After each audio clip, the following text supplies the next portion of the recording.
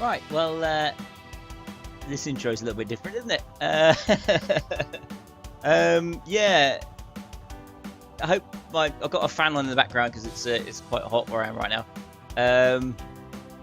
Well, this is different. I just booted it up, and instead of the Cafe Shiba, you get an intro, a little screen pops up, and you go woof woof.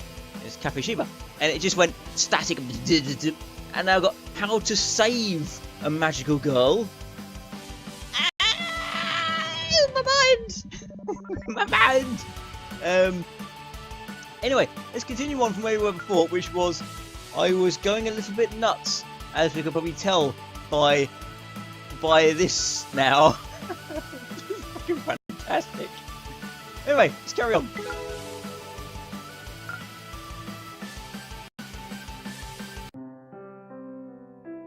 Let's go straight to school. I have a very strange feeling this morning. The exam still isn't sitting right with me. What's worse is the other girls didn't notice anything out of the ordinary. Anyway, the school term ends on Friday. Right, well, in that case, let's go to the beach. Yeah, let's do magic on the beach for today, and then I'll potentially pop to the teacher's office. See if something can learn from the teacher's office tomorrow. Unless it's just going to be like one of those, yeah, magic's up. Yeah. Do one of those just story events that's just going to click in anyway. And have no impact on what I'm actually doing in the afternoon and evening. Yes, as out to send where it can fail. Raise opinion's gone up. Yeah, that's good, that's good. 13th to the 12th, Thursday. Let's go straight to school. The day passes uneventfully. Tomorrow is the last day of term. I should make the most of my time. Right, well let's pop to the teacher's office. Hello, Miss Arcane. Sometimes the events are open to interpretation, especially motivated by some of the most notorious people. Take for example the actions of Saint Glim. She was canonised for her bravery and her efforts to extinguish a population of demons in the 15th century. Saint Glim took fire and steel to the heart of the demon populace and cut down a slew of beasts. She even survived to tell the tale. Time passes on, and a decade after her death, she was granted sainthood for her actions. But in recent years, historians have found that Saint Glim's battle was not so heroic. The demons slain by her hand were not otherworldly beasts, but rather a community of diseased people cast out from society. What possessed Saint Glim to take it upon herself to go forth to slay society of good people? We see now their actions were barbaric, not brave. And yet she will always be remembered as a saint, and will never know her motivations or whether she was in fact noble or just insane. Interesting. This is taking yeah. So to the lab. Let's see what we can get out of Steiner. Hello, Mr. Steiner. These days I'm working on a new project. I call it Tonic of Tonsils. Never worry about having your tonsils removed again. The tonic of tonsils will surgically remove your tonsils with a minimal amount of blood spilled. You just need to iron out the side effects. A few of my subjects reported dizziness and headaches, and in a rare case tonsillitis. Yeah, but never fear, Mr. Steiner will have the concoction ready by Christmas, and probably... This is taking a turn for the worse. I mean, admittedly, it was already a bit of a turn for the worse with the freaking intro screen. But still, hallway, hello, that's Marceline. Marceline, what do you want to know? Oh, that's this all stuff there. Can I just chat with Marceline? Chat with Marceline. My favourite thing about a new first year student is imagining what kind of magical outfits they'll transform into. Some girls have brilliant outfits, some get really dark and eerie ones. I guess it depends upon the personality of the girl. You want to know what my magical outfit looks like? That's a secret. Okay. Spend some time with Mew. Not high enough to ask her on a date. No, that's fine. I'll just hang out. Darkest desires. Mew isn't impressed by Mew isn't impressed when I admit I would kill to own a limited edition semi-nude dark figure. Has that changed from what it was before? Okay. Go to the beach. Yeah, magic tricks. Okay, go for it. Money! 14th to the 12th, Friday.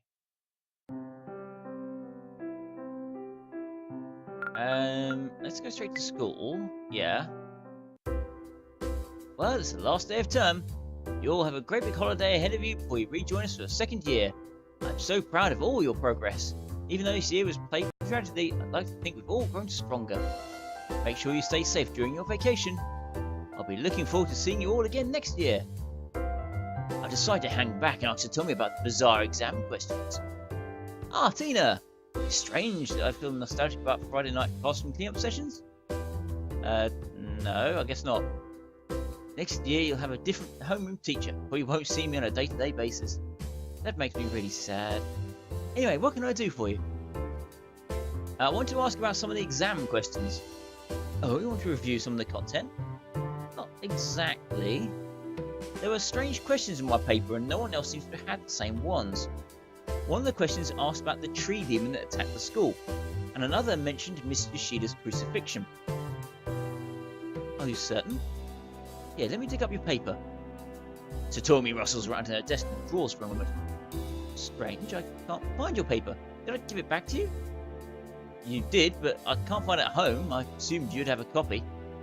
Yeah, I photocopies of every exam, but yours is the only one not here. Look, maybe what you interpreted as questions in the paper were just thoughts in your head at the time. Exams are very stressful, even for best students. If I were you, I'd pay it no mind. Go enjoy your vacation. You should have the opportunity to relax and refresh before you start your second year. Right. I'm not getting anywhere at all with Satomi. I feel like I'm hitting my head against a brick wall. I don't feel so good. I decided to go home. At the school gate, I'm intercepted by the girls. Yo, don't go home yet. We're all gonna go have a party. Just Ray's idea. School's out for the year, so you'd be stupid not to come and let your hair down. Agreed. I agreed to come along. It might be nice to do something normal for once. It'll be fun, I hope. Come on, Tina. We got snacks and soda ready to go. What do you say? My head is throbbing. I can't take all the noise right now. Sorry, I'm not feeling great. Invite me next time, okay? Everyone frowns as I turn to walk away. I get home and crash on my bed. Hoshi barks and asks me something, but I can't focus on what he's saying. My stomach feels sick and my head is dizzy. I might throw up.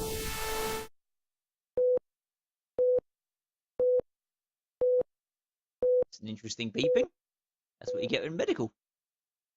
That's on a 15th to 12th Saturday. I feel terrible this morning. My head is throbbing and my eyes are strained. When I look in the mirror, my face is a ghostly pale shade, sorry. Did I eat something bad? I feel completely out of it. Get back into bed just as my phone buzzes. It's a message from Ray. Say, are the others missing imagination? I have to read the message twice and try to grasp the meaning. Say, are the others missing imagination? No, I still don't get it. I slowly type a response along the lines of WTF and hit send. I wait for a while, but Ray doesn't respond. Well, whatever. I need to get some sleep. Wake up in the afternoon to find Hoshi gnawing on my arm. Hoshi, what do you want? Woof woof. Shoo Hoshi away and realize my phone is buzzing repetitively. Take a look and see that there are over 600 messages from Ray. The hell? I open a few and they all say the same thing. Hey, the others missing imagination? Say, the others missing imagination? The others missing imagination? What's going on? I try calling Ray, but she doesn't answer. The messages keep coming in. This is ridiculous. Just gonna go talk to her. But I've no idea what she's playing at. I leave the house and head towards the school dorms. I remember Ray telling me she was there. I arrive at the dorms, take a quick look around. Nothing out of the ordinary here. I wrote Ray's room number down on my phone a while ago, so I look it up as I walk. After entering the main building, I head upstairs. I find Ray's room easily enough. Strangely, the door is slightly ajar. I slowly push the door open. Ray, are you home? I poke my head in and can't see anything. Ray, I'm coming in, okay? I push the door all the way open and enter the room. What's gonna happen? Something bad. Shit, yeah, Ray's dead.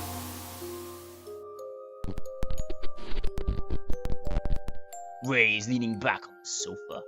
She looks comfortable and relaxed. She probably spent the day lounging around. I wonder if she slit her own throat.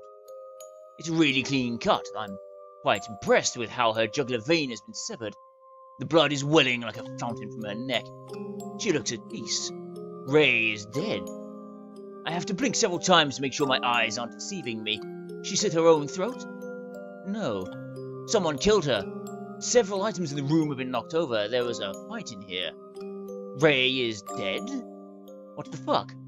The gravity of the situation just sunk in, and maybe I've become so used to stumbling across dead bodies, but that's something nobody should ever get used to, and now it's Ray, and I have no idea what to do, and I don't know who'd have wanted her dead, and she didn't deserve this. I look at her face, and I thought she looked peaceful, but she actually looked scared, and I don't know whether she died from blood loss or suffocation, or maybe even fear. I've never seen her like this before, because I've never seen her with her throat slashed open. I start to cry, and I can't believe the amount of water pouring from my eyes. Ray. Oh, Ray, why? Oh, Ray. I scramble over to her and try to stop the blood pouring freely from her neck. But it's no good. Of course, she's dead. She's been dead for who knows how long. And now there's blood on my hands, and it smells like Ray, and the whole room smells like Ray. And the blood will never wash off my hands, and I'll continue to smell like Ray forever. I try to wipe the blood from my hands, but it just appears again and again every time I dip my fingers into her neck. And I just have to stop and pause and wonder what I'm doing, and why I keep touching the wound, and why I can't stop, because Ray has told me to. I can't control myself, and there's still blood on my hands. The window is open. Maybe someone will see me poking my fingers into Ray's neck, but no one will see me. There's more blood on my fingers. Blood on my toes. Ray's phone is lying on the floor. There are bloody fingerprints on it. Now that I've picked it up, but the screen is locked. I throw the phone aside. I go to the sink. I wash my fingers. I wash my toes. Still some blood on my shirt, but not too much. Just Ray's blood and smell like Ray forever and smell forever like Ray's smell. I have a great idea. Time to say goodbye to Ray for Ray. Goodbye, Ray. Sorry, Ray. Sorry, Ray. Sorry, Ray. Sorry, Ray. Ray, forgive me. 16th to 12th Sunday. I can't believe Ray is dead. I thought the whole thing was some terrible dream, but I woke this morning with her blood still on my fingers. I don't know what happened to me when I found her. The whole incident is a blur. I need to tell someone about what happened, but I can't bring myself to talk about it. Ray. 17th to 12th Monday. Nothing good happens today. Why nothing good happens? So sleep, need more sleep. More sleep, nothing good. Dog is here. 18th to 12th Tuesday. I managed to pull myself out of bed today and get something to eat. The kitchen looks weird, though. The fridge is on the opposite side. Yeah, everything's flipped over. The microwave is also on the wrong side. For some reason, the whole place seems a mirror image of its usual layout. Oh well, I don't care. My phone buzzes in my pocket. I take a look and find a message from Kaori. So, any time our minds indicate? What? So, any time our minds indicate? Nonsense. Absolute nonsense. I message her back and ask what she means. No response. Maybe Kaori is feeling as ill as I am. Maybe I should go visit her and see if she's okay. I know Kaori lives in the dorm, so I head over there. Now, which room is Kaori's? I've got the number written down on my phone. I look it up and head towards her room. I knock on Kaori's door and wait for a response. Nothing. I knock again, and the door opens slightly. I guess the latch wasn't done up properly. Kaori, you home? She's gonna be fucking dead too. Just came by to see if you're feeling okay. Can I come in? I hear a no to enter the room.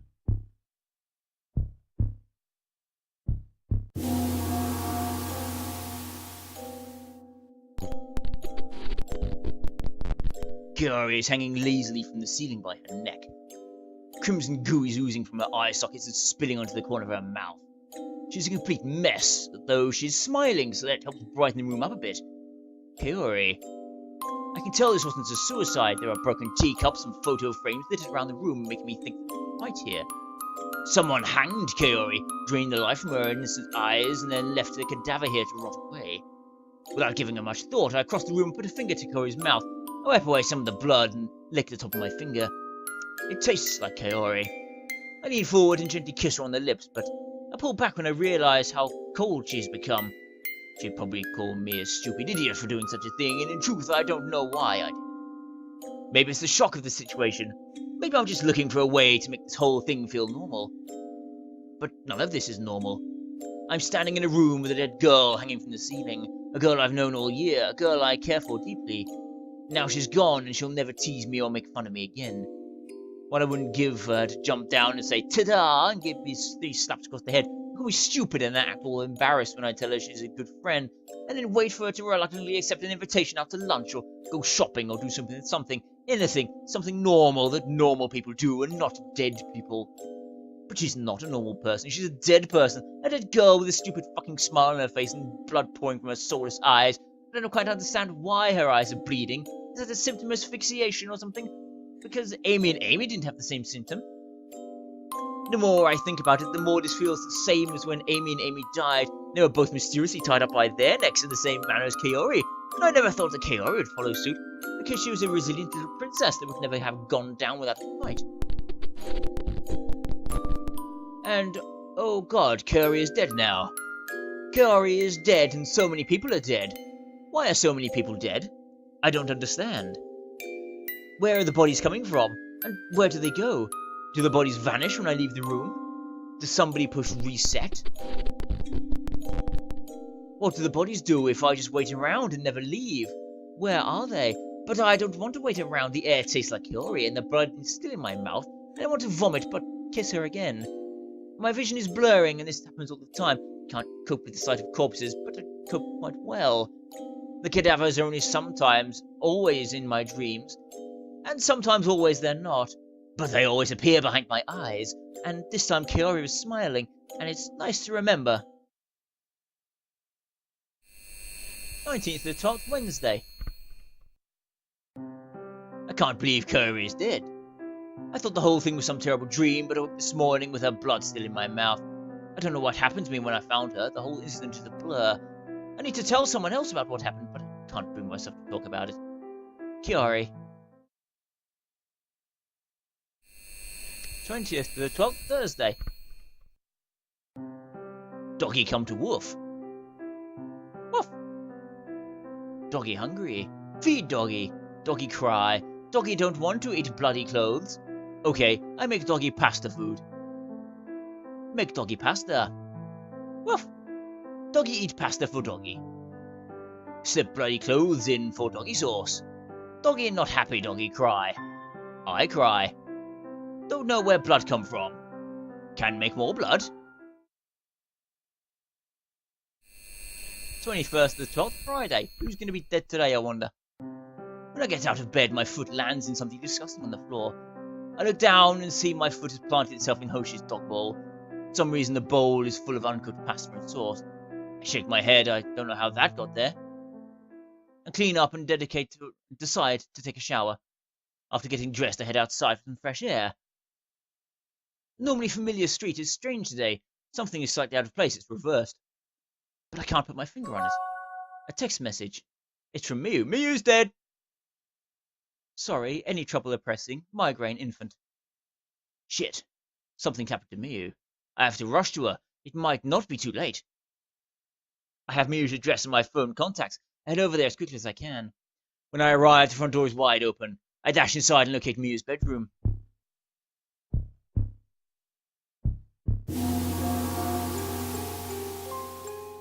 Okay! Miyu's body is bruised, battered, and broken. She's lying on the ground, face up, calm smile on her lips. Her phone is in her hand, and I can see the last message she sent to me displayed at the screen. Oh, Miyu. Not you too. You were the smartest and most accomplished person I knew. Now you're a trampled corpse, and nothing you ever did saved you from this fate. There are a dozen cuts and bruises covering Miyu's body. Her limbs are twisted at obscene angles as though someone tangled up her body and then threw her across the room. I walk to her body and look her from head to toe and count the number of injuries she sustained. I try not to imagine how many bones she would have broken. I notice there's a slight bit of bone protruding from her right elbow, or is it her left? I can't tell anymore. I reach out a finger to touch it, and it's strangely warm and hard, and the frayed, shattered edges of it cause a splinter in my fingers. I wince in pain, but then try to pull the bone splinter from my fingertip. I pluck the bone fragment from my finger and look at it closely. Put it to my ear, and it sounds like Mew, and I think I'll keep it as a memento, a memory, a reminder of a keepsake. And I put it in my pocket, and immediately my whole body feels heavy, and I collapse to the floor and squirm around like a snake that's been stepped on. I contort my body into the same shape as Mew, and I lie next to her and laugh, and the bone fragment of the pocket laughs too, and it sounds just like Mew's laugh, which I've never heard often, but when I did it felt good, and now we are both laughing, and then we stop. I take the bone splinter out of my pocket and I look at it closely, and it tells me that Mew is very happy with me, and if I study hard, I can end up like Mew. And I look at Mew, but she's dead, and she nods in agreement, but I'm not sure I want to end up like Mew. She's dead, and she nods in agreement. But when I stand up, I put the bone fragment back in my pocket, and I run my hand up and down the wall a few times. And Mew asks what I'm doing, and I tell her I'm just trying to regain my balance. I feel a little dizzy. Mew asks why I feel dizzy, and I say, I'm trying not to be dizzy. I look back at Mew, and she's smiling, dead on the floor. And I don't know what killed her. I don't know how to find out. I'm scared to find out. I'm scared to stay, but I'm scared to leave. And being scared is okay, because it's better than being dead, and Mew nods in agreement. So if Mew agrees, it's okay to be scared. Sorry, Mew. I don't know why I found you here like this. Don't know what killed you, but I'm going to keep the bone splinter. It's warm in my palm, and it sounds like you. 22nd of 12th, Saturday. I think Mew died yesterday. I thought the whole thing was some terrible dream, but I woke this morning with a fragment of her elbow bone still in my pocket. I'm disgusted at the thought of touching the bone. I throw all my clothes in the washing machine and sit naked on the floor for the rest of the day. Mew. 23rd of the 12th, Sunday. I decide to venture outside today and get some real breakfast. It's nice in the cafe, warm, comforting. I wait for the waitress to come to my table, but she never shows up. So I go to the counter to place my order. But the staff are all standing around, their faces blank. One of them is pouring coffee into an overflowing cup. A hot brew is running over her hand. Watching all, she keeps pouring and the cup keeps overflowing and the coffee keeps running down her hand. The coffee never runs out, it just keeps flowing. I have to tear my eyes away from it because it's not stopping. I leave the cafe. Jin isn't here today due to the fact that he's got fucking murdered by Hikari. I tried to buy a boxed lunch, but the new cashier won't take my money. She's standing still like a mannequin and won't even respond to my presence. I decide just to leave the store. Across the street is a man talking in his phone. His mouth isn't moving, he's just standing there holding the phone to his ear. I watch him for 10 minutes. He doesn't move a muscle. I go home. 24th to the 12th, Monday. Hoshi keeps barking at me until I make him breakfast. Put some dog food in his bowl, eat it happily. Today is Christmas Eve. I'd like to spend a day with someone, but I can't bring myself to contact anyone. As long as I stay inside, no one will die, right? My phone buzzes. Fuck. It's a message from Yui. She's going to die. Someday, after tree, over my invisible. Yui's going to fucking die. I sprint out of the house, leaving Hoshi barking behind me. I arrive at the dorms, everything looks normal, but I know that Yui will be inside her room and may very well already be dead. I race up the stairs and down the hallway. I find Yui's room, the door is unlocked, I barge in. Yeah, she's dead. The damage doesn't look too bad. Yui's head has been cleanly cut from her neck. She still might be alive. She's smiling after all. There's not too much blood. If I act quickly, a doctor can probably sew her head back on. But she's dead. Yui's dead and decapitated, and she's smiling at me, and there's more blood, and the longer I look at it, and she's holding her own head in her arms, which is the only thing stopping it from rolling towards me and covering my shoes in the disgustingly sweet red vomit that is spewing from her neck. I didn't even notice the pool of lifeblood welling beneath her at first, but it's there. and now I can't pretend I didn't see it. Yui says something along the lines of nothing, and I look around the room and realise that my skin is tingling. I feel like Yui's touching me, and every part of my body feels like it's on fire with Yui's touch. But she's just sitting there on the floor, her smile, not a care in the world. I ask her how she's so calm, and she says nothing to me, but that's exactly something Yui would say. And I ask her what happened to her, and she shakes her head, and looks very strange with the fact her head is no longer attached to her neck. I nod in understanding, and I crouch on the floor next to her, and I lift her arm up and put it around my shoulder, and I nestle my head into the recesses of her neck, and I feel at peace with her touch, and I stroke her hair and curl it between my fingers. Oh, Yui, you poor dear, I can't believe this happened to you, but to be honest, at this point I expected it, and I saw it coming, and I never wanted to admit something so horrible might happen to you, and I'm sorry I couldn't save you, but to be fair, I didn't really try very hard to do anything about it. Yui just smiles and says nothing, and I continue to stroke her hair, and her head bobs forward a little bit, rolls away, so I get up and fetch her, place it back in her lap, so I sit down with her and give her a hug. It's only now that I notice Yui's phone lying on the pool of blood, and the screen is showing the last text message she sent to me, which, to be honest, was a complete nonsense, and yet very similar to the other texts I received right before the girls were brutally murdered. I ask Yui what the meaning of the message was, and she says nothing, but I get the feeling she's just being shy because we're sharing a nice intimate moment. Nice cuddle to escape the storm of reality closing in around us. I decide I've had enough of a cuddle, and I stand up and shake the blood out of my hair, and I turn to Yui and tell her the best idea is get going, because I have some things to take care of. She looks a little bit sad, but can't stay any longer, and I say I'm sorry. I'm sorry I couldn't be here for you when you were suffering, when someone cut your head off, when someone deemed you worthy of death. But in my defense, I couldn't do anything anyway, and I've gotten used to that. It's okay, really. Anyway, bye-bye, Yui. Bye-bye for now. I might see you later, but if not, have a good weekend. Bye-bye, Yui. Bye-bye. Bye-bye. Bye-bye.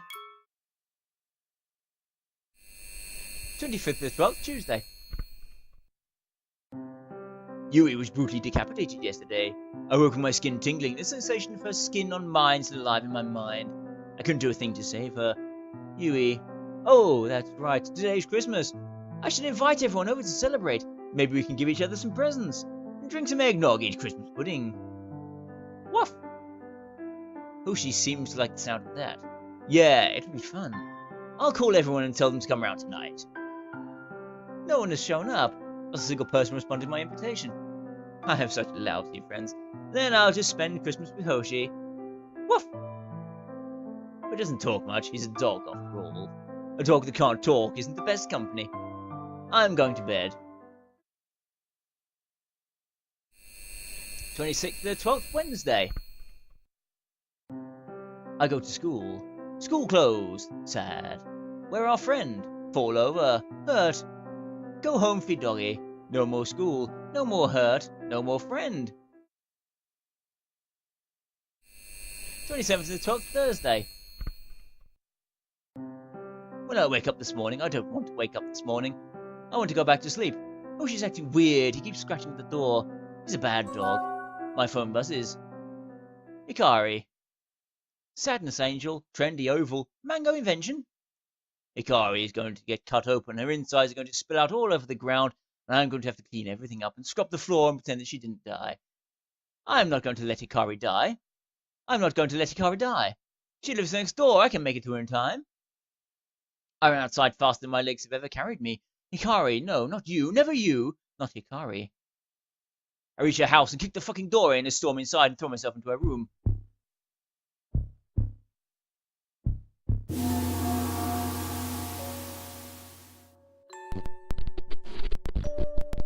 And that's it. That's Hikari, flat on the floor, a bunch of knives piercing her spine. That smile on her face, that smile that always hid her sadness, that smile that she only gave ever to me, the smile that kept her from giving to despair. A smile means nothing to this corpse that was once my childhood friend. Hikari. Not you, anyone but you. I collapse and land on my knees. It hurts, but it doesn't even begin to rival the pain in my heart. Hikari wasn't supposed to end up like this. Hikari wasn't supposed to be discovered in a pool of her own blood, stabbed in the back countless times. I begin to sob. Then I cry uncontrollably. I reach for one of the knives buried in Hikari's back and pull it out with a great deal of force. The blade is heavy and slick with red. I throw it to the wall and it lodges itself firmly into the plasterboard. Tiny little flecks of blood spray onto the wallpaper. I crawl over to Hikari and bend down and kiss her on the top of her head and whisper 1,000 apologies in her ear. I haven't stopped crying, my tears fall onto her face and they drip into her smiling mouth. I try to wipe them away with my sleeve, I just end up smearing blood over the place. I fall back and sob and sulk and kick and flail and refuse to accept the scene before me. Hikari. I can hear her voice in my head. I can hear her last screams. I can smell her scent in the air. I can taste her skin on my tongue. I can feel her touch all over my skin. I can see her cadaver behind my eyes. Now Hikari is dead. Maybe I don't have to go to school anymore. After all, she was the one who made me go, and now no one would care if I don't show up. Now I'll have so much more free time. No more school, and no more Hikari to bother and nag me. And she also got rid of Shin, so I don't have to hang out with him anymore. And it's like getting rid of 2 friends for the price of 1. I don't even need to get my hands dirty. And I'm just so lonely, and I want my friends back, and they're not coming back. And Hikari is dead, and she got Shin, and I wonder if they met each other in heaven. Or hell, maybe. I wonder if they'll become friends in the next life, or if they'll still fight over me. But anyway, I have spent enough time here staring at this dead body. I don't even remember who it belonged to, because the face means nothing to me. It's just a girl who had sad eyes and sad smile. She must have had sad friends. And maybe she's the most sad of all, because she's on the floor with some sharp knives in her back. Ouch, I must have heard of it. That's probably the saddest part of all. And she's a bit dead right now. She is just a bit dead from all the knives, that's all. Just a little bit dead right now, that's all. 28th to 12th, Friday. Hikari died yesterday. I woke with the sight of her corpse in my vision. No amount of blinking would shake it. Poor Hikari, my dearest friend. I don't know what to do today. Everything is meaningless and everything is backwards. But I don't know what that means. I just wish things go back to normal. But they won't go back to normal because normal is nothing and nothing is backwards. 29th to 12th, Saturday. I decided to get some fresh air at the park today. The trees are all backwards, whatever that means, and I'm positive the path used to go in the other direction. None of my friends are answering their phones. I wonder what they're all up to. Even though we're on vacation, I thought some people would still want to catch up. I'm just alone right now. 30th to 12th, Sunday. I wake up feeling lousy, like usual. I don't know where Hoshi is. He normally comes around and bothers me this time in the morning. Tomorrow is New Year's Eve. I feel like it's supposed to be symbolic in some way. Like I made a promise to achieve something by that day. But it's a distant memory. I can't put my finger on what it was. That's a heart rate monitor.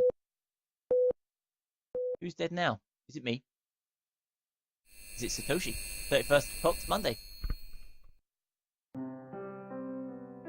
Okay, this is I thought back to front was kind of a little bit odd. Now it's on the ceiling.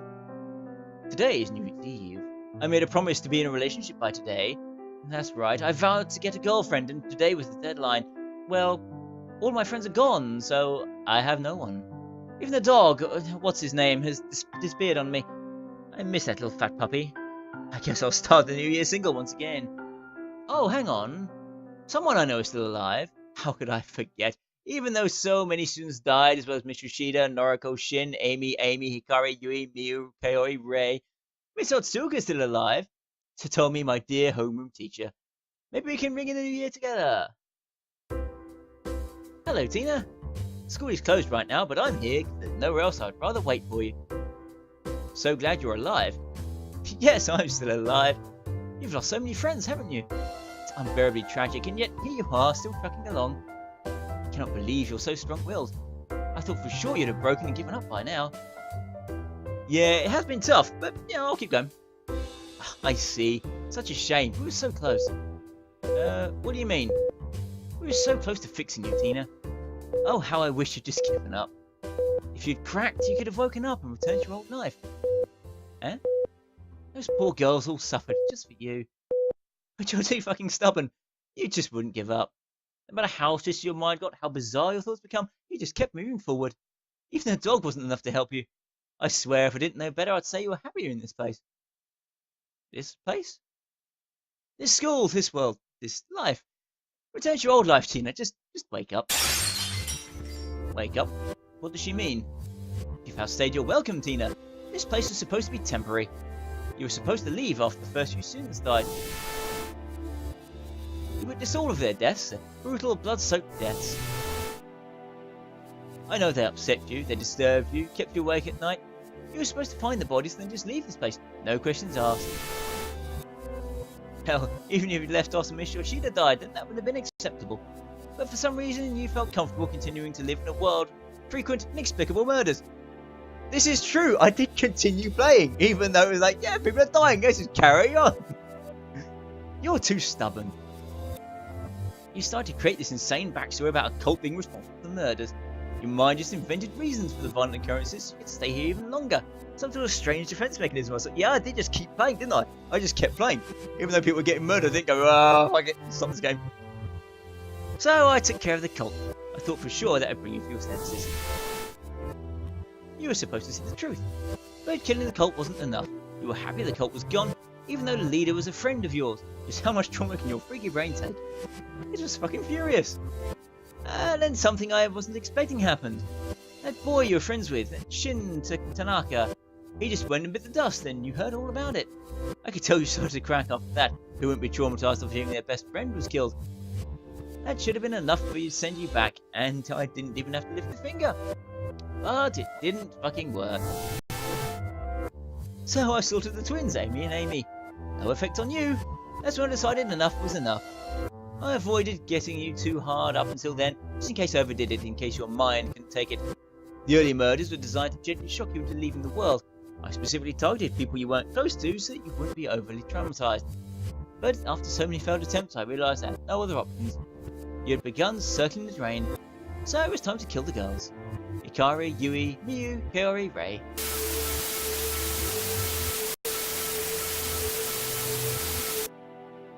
All dead. By my hand. The shock, the sheer trauma of losing your friends should have been enough to instantly make you want to leave the world behind. Yet, here you are, still kicking. Clinging to this world like a drowning rat clings to a rock. Satomi, I don't fully understand what you're saying. Of course you don't. You're not still fully conscious. Let me spell it out for you. Let's get back to when this all began. Remember this day, don't you? Several years ago. You purchased the final volume of your favourite manga series, Cutie Star, if I'm not mistaken. Several years ago. Except, in the real world, in your world, it was just over 1 month has passed since that day. No, give me a hand. It wasn't, it was like 3, but there you go. You were so absorbed in your thoughts, so enamored of your books that you didn't see the oncoming truck. It slammed into you with violent force. You shouldn't have survived, but you did. Chalk it up to your stubborn will. Sure, the next thing you remember is waking up in this world.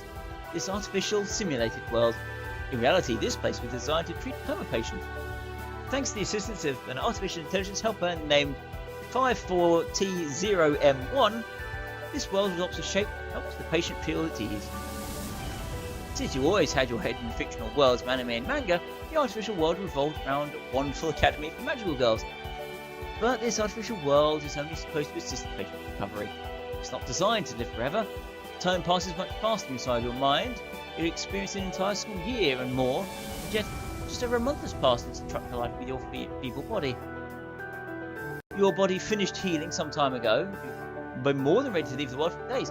Real days, not the days inside your head. Yet you haven't woken up. You've become too comfortable here. So I've been spending all my time trying to force you to wake up. I had to make you not want to stay here, so I poisoned your view of this magical world. I began to kill off people one by one, slowly working my way to people closest to you. And you still haven't fucking woken up. So then, Satomi, just why are you in this world? You haven't figured it out? I am the artificial intelligence helper and committed to ensure you leave the world when your body is fully recovered. I am known by my serial number, 54T0M1, or Satomi. But you failed at your task. You're correct in saying I never wanted to leave this world. I made friends here, I had a purpose. And now you're telling me that none of it was real. Every hardship I faced, every moment I shared with my friends, it was all part of this artificial world created to help me survive a coma. That's right. So no one here is real. You are real, though you may not look the same in the real world. And I am real, even if I am just a program. Oh, Shin Tanaka, the boy who died in the river, he's real. Shin is real, so I do have a friend in the real world. No, not quite. During your coma, you overheard the same name over and over again. You became familiar with it. Shin Tanaka, Shin Tanaka, Shin Tanaka. When you first heard the name, it was during a news broadcast reporting he was missing. Somebody obviously left a television on in your hospital room and the information seeped into your subconscious. That was about 1 month ago, shortly after you slipped into your coma. You heard about him constantly on the news broadcasts and your mind connected dots and made you believe he was an old friend. One day the news broadcast reported he was dead, his body had been found. Hallelujah, Shin Tanaka died. But it happened right in the cusp of your unconscious, that's why you never saw his corpse. Your brain realised he had died but had no recollection of the event occurring. You were shattered when you learned of his death, traumatised. Yeah, I was. He was so real to me, my friend. And yet he never even knew you existed. There you have it, Shin was real. Oh, and so was the dog the hospital provided to give you comfort. Hoshi was real? Many patients given comfort dogs from the system as they undergo treatment.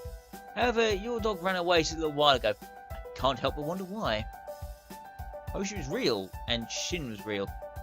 Someone left the television on in my hospital room, and that's how I learned about Shin. But Hoshi hated it when the television was left on. Is that why he ran away? I don't know. I don't care. Regardless, it doesn't matter. What matters is you understand the situation you're in. You convince yourself that your world was real, and you convince yourself that the girls you met were real. Hikari, Yui, Miyu, Kaori, Rei. None of these girls truly exist. They're all just figments of your imagination. It's time to wake up now, Tina. Time to return to the real world. This is all too much to take in. Even despite what Satomi had said, I can't differentiate what was real and what was fake. I'm in a coma, but my body is healed and I'm supposed to wake up. But how can I wake up? How can I leave behind all the friends I've made? They're real to me. Tina, it's time to wake up. What do you say? Satomi says it's time to wake up. I have only one option, wake up. Well, I could quit the game. I could literally, right now, I could save and quit the game and not wake up. I wonder if that would have an impact. I wonder if it would. I'm going to try to do that. Bear with me one moment as I save the game. Save it there. And then quit. Are you sure you want to quit? Yes. I'll be back in a moment once I've quit and restarted and see what happens. It might just come back up to that quit screen. We will see.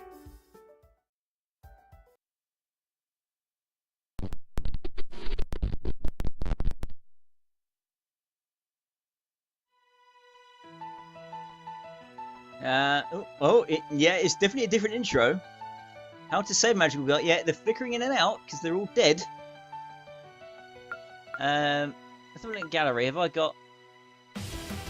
Okay, so gallery. I've still got some access to the gallery. These are obviously like their friendship and good events and end events there. Okay, so the gallery's still there. Continue. There.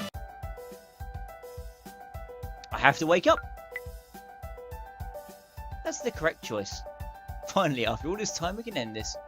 When you awaken, you'll return to your world. You won't remember your time here. However, I will always be part of you. The program chip inserted in your brain cannot be so easily removed. I will help guide you as you return to your old life. Don't worry, I've grown rather fond of you during our time. I'll be gentle. Let's wake up together.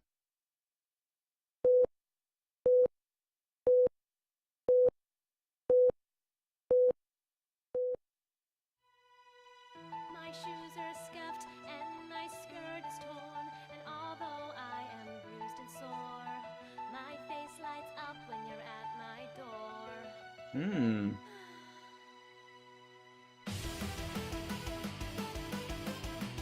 Interesting. Interesting indeed.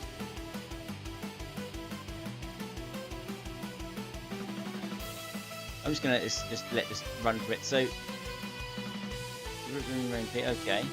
Take my trembling hand and flash that smile again. We will face the day together, and though our hearts are tied by the thread of fate, you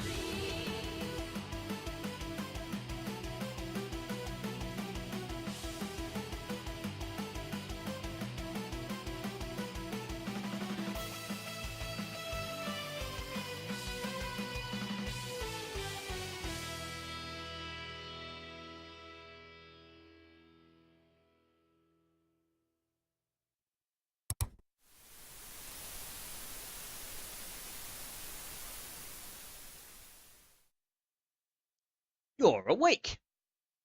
Nurse, come over here! This patient has finally awoken! It's a miracle! We thought we'd lost you for good! Tell me, do you remember your name? Type in your name with the keyboard, backspace, delete, enter. Satomi? I can change it. I can be Satomi. What is my name? Is my name Satomi? Is my name Tina? What is my name? My name is Tina. I still put it as Tina. It's still my name. My name? My name is Satomi. That's not on the chart, but it doesn't matter. As long as you're awake, we can go from there. Welcome back to the real world, Satomi. We're glad to have you here. What have you done?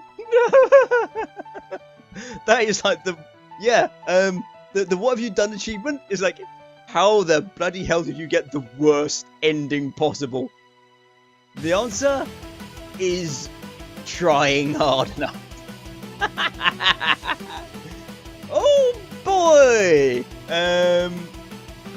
Well, I'm curious now if this is going to be one of those games that I can go into and play again, and if it's going to have any differences, if I'm still going to be here. I'm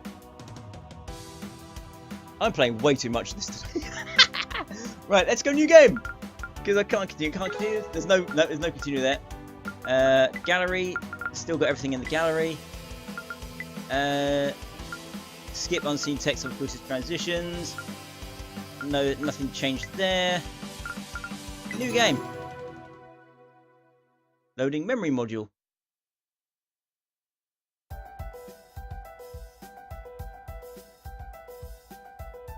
It makes sense now. It makes sense. This is Satomi. This is the brain module. And if I'm right about you, please answer the following question truthfully. What do you look like? I'm still going to do that. Select that. I see. So you look like this. Yes. Very good. We shall continue. What is your name?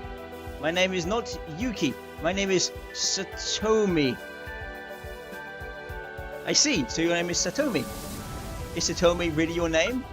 Actually, yes. I need to confirm the answers you've given me. Your name is Satomi, and you look like this. No, I'm like, I think that's an achievement. You're lying to start off with a lie. You go, no, I'm like, yes, this is what I look like. Yes. Thank you for providing the information. You may begin.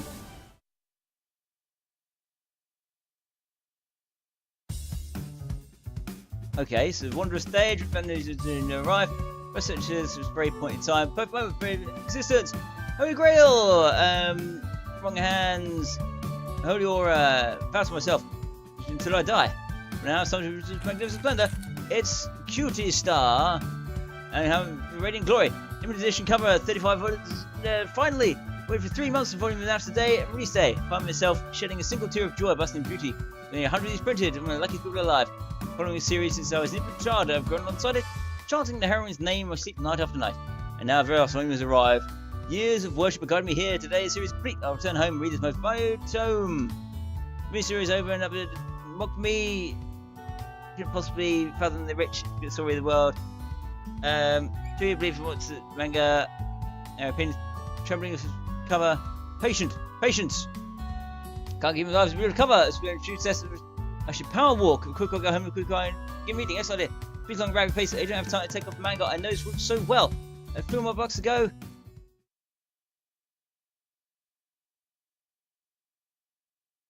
Initializing world. Just see. The things you see on the screen at the beginning that make you just think, oh, it's just part of the programming for the game. But no, it's because this is a fictional world. It's a fictional world inside a fictional world. That's fucking amazing. I love it. And that point, that transition, bang, that's where you get hit by the truck.